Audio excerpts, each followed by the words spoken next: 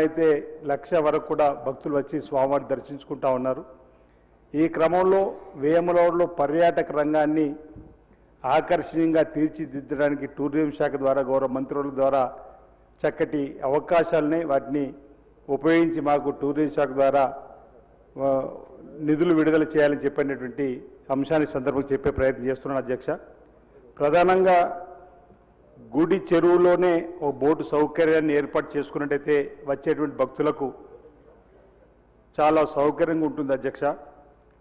గుడి చెరువు కూడా చాలా పెద్దగా ఉండేటువంటి సందర్భం. ఇటీవల సంబంధిత అధికారులు కూడా నేను దృష్టి తీసుకొని పోవడం జరిగింది. అదేవిధంగా నాంపల్లి గుట్ట వేముల రాజన్న ఆలయానికి సమీపంలో ఉన్నటువంటి వాటిపైకి ఆ నాంపల్లి లక్ష్మీ గుట్టపైకి రోప్వే ద్వారా ఒకవేళ మనం ఏర్పాటు చేసినట్టయితే ప్రయాణికులకు ఆకర్షణీయంగా ఉండి అక్కడికి పోవడానికి అవకాశం ఉంటుంది. అదేవిధంగా నాంపల్లి గుట్ట ఎత్తు ప్రదేశం ఉంది కాబట్టి ఒక ఎయిర్ క్రాఫ్ట్ను కూడా అక్కడ ఏర్పాటు చేయాలని చెప్పి గతంలో చెప్పడం జరిగింది. ఆ ఎయిర్ క్రాఫ్ట్ను కూడా మనం ఏర్పాటు చేసుకున్నట్టయితే ఈ రోప్వే కూడా ఏర్పాటు చేసుకున్నట్టయితే వచ్చే పర్యాటకులకు మరి చక్కటి ఆకర్షణీయ ప్రాంతంగా ఉంటుందనేటువంటి మాట ఈ సందర్భంగా తెలియజేస్తూ పక్కనే మిడ్మానే డ్యామ్ వచ్చింది అధ్యక్ష. మిడ్మానే డ్యాంలో కూడా బోటు సౌకర్యం కల్పించుకోవడానికి చక్కటి అవకాశాలున్నాయి. ఇప్పటికీ ఒక బోటు ఉన్నది సిరిసిల్ల దగ్గర నిరుపయోగంగా ఉంది.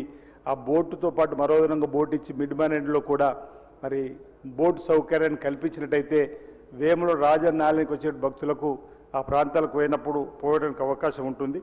అదేవిధంగా వేములవాడలో దేవస్థానం సంబంధించిన స్థలాన్నే హరిత హోటల్ లీజుగా ఇవ్వడం జరిగింది. హరిత హోటల్ నిర్మాణం జరిగింది, కానీ అది సరైనటువంటి నిర్వహణ లేకపోవడం వల్ల హరిత హోటల్లోకి ఎవరు కూడా ఎక్కువగా పోతలేరు. కాబట్టి హరిత హోటల్ వెంటనే మరి నూతన ప్రామాణికంగా నిర్మాణంలో అదనపు సౌకర్యాలు ఏర్పాటు చేసుకొని భక్తులకు నూతనంగా అందుబాటులోకి తీసుకొని రావాలని సందర్భంగా కోరుతూ సిరిసిల్ల జిల్లా కేంద్రంలో హరిత హోటల్ నిర్మాణం 90% పూర్తయింది.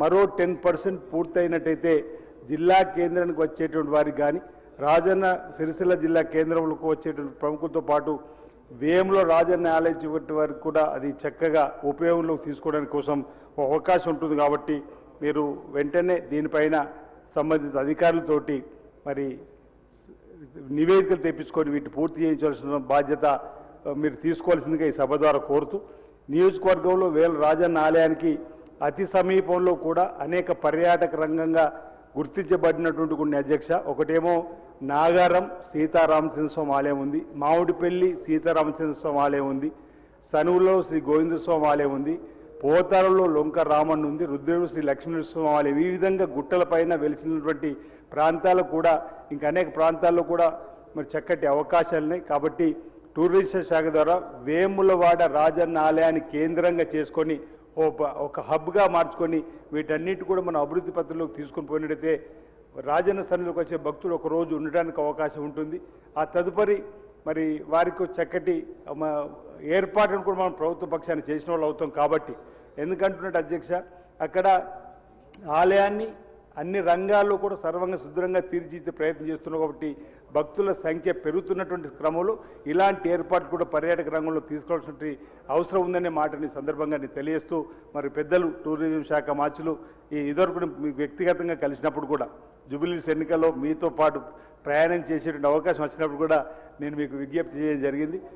వీటికి వెంటనే నిధులు మంజూరు చేసి వేముల రాజన్న ఆలయానికి సంబంధించిన భక్తులకు తగిన ఏర్పాటు చేస్తారని చెప్పని నేను భావిస్తాను అధ్యక్ష.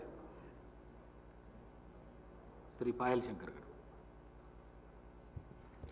ధన్యవాదాలు అధ్యక్ష. అడవుల జిల్లాగా పేరున్నటువంటి ఆదిలాబాద్ను పర్యాటక రంగంలో అభివృద్ధి చేయడానికి చాలా అవకాశాలు ఉన్నాయి అధ్యక్ష. ప్రత్యేకంగా